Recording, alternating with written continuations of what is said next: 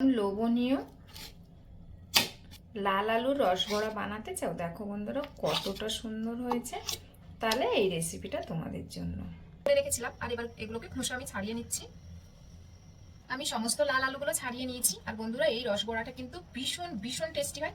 তোমরা একবার না বানিয়ে খেলে কিন্তু বুঝতেই পারবে না। আর এগুলোকে আমি হাত দিয়ে ভালো করে ম্যাশ করে নিচ্ছি। এটা কিন্তু আমার ম্যাশ করে নেওয়া হয়ে গেছে। এবার এটাকে সাইডে রাখছি।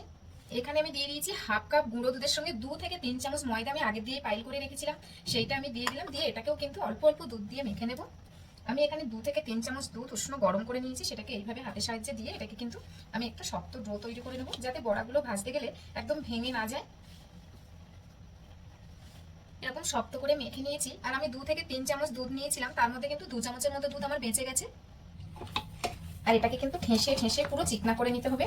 আর খুব সুন্দর করে ঠাসতে হবে, তাহলে রসবড়াগুলো কিন্তু খুব সুন্দর হবে। ওই জন্য আমি কিন্তু ভালো করে করে ঠেসে নিচ্ছি এটাকে। দেখো বন্ধুরা কতটা চিকনা আর কতটা সুন্দর হয়েছে। হাতে একটু ঘি মাখিয়ে নিয়েছি। আর এখান থেকে নিয়ে এরকম ছোট ছোট করে যেরকম শেপ তোমরা দিতে চাও, ছোট বড় আর মিডিয়াম করে, এই যে এরকম করে করে আমি সুন্দর একটা করে শেপ দিয়ে নিচ্ছি।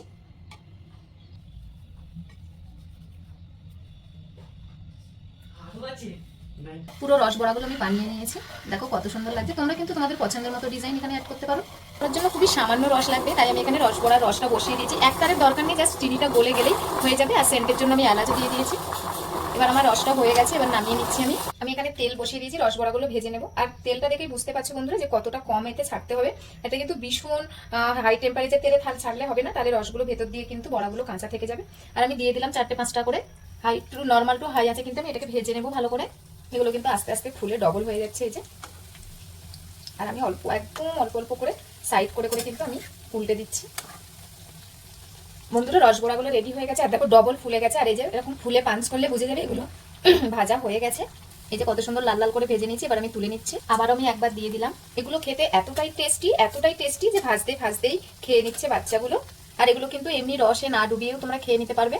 রসবড়াগুলো সবই ভেজে নিয়েছি। আর ওপর দিয়ে তৈরি করা রসগুলো এবার আমি ওপর দিয়ে এটা দিয়ে দিচ্ছি। এটা গরম রস।